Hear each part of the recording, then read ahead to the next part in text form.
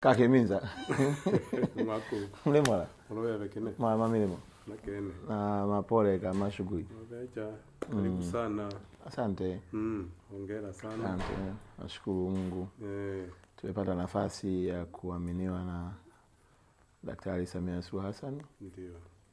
Wizara yetu ni kubwa na ina mambo mengi.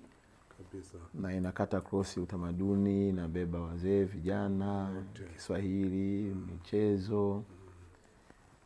Nasema nije nikusalimie kaka pia, ni kushukuru kwa malezi yako, lakini pia nipate baraka zako kwenye kazi unayoendelea kuifanya.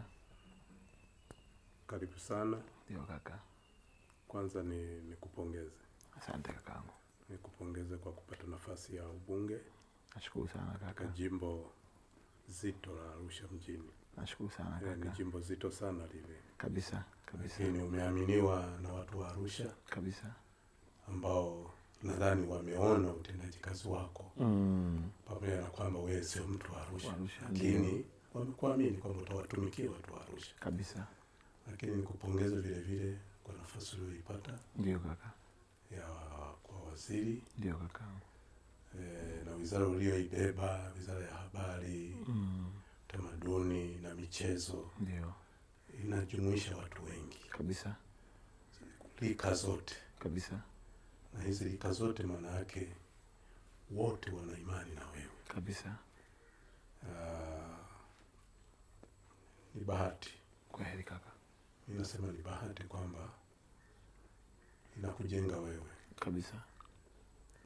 Kwanza bado ni kijana. Ndio. Kwa hiyo vijana wana matumaini makubwa na wewe. Kabisa kaka.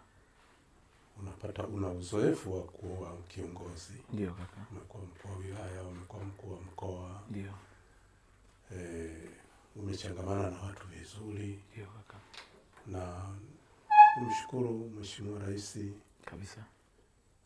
Dr. Samia Suluhu Hassan. Kabisa. Kwa kukupa hii dhamana. Kabisa. Nina imani kabisa, na imani na wewe. Kabisa kaka. Imani hiyo aliyoionyesha kwako. Ndio. Nadhani unatakiwa kuionyesha na wewe kwake. Sawa kabisa. Na kuionyesha kwake ni utendaji wa kazi wako. Sawa kabisa kaka. Na hilo mimi sina mashaka. Amina kaka. Jitahidi kabisa kaka. Uionyeshe hiyo imani yako. Sawa kabisa. Uonyeshe uwezo wako. Sawa kaka.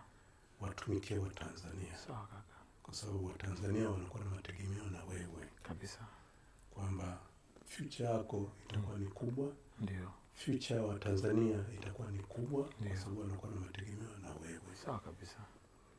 Hizi siasa zingine hizi tunaziacha. Sawa kabisa. Umeaminiwa na taifa. Sawa kabisa. Wa Tanzania kama wananchi ndio wangependa kuona matokeo mema. Sawa kabisa. Matokeo ya maendeleo. Mara nyingine huwa tunajisahau kabisa. Sisi kama viongozi. Ndio. Na tunapojisahau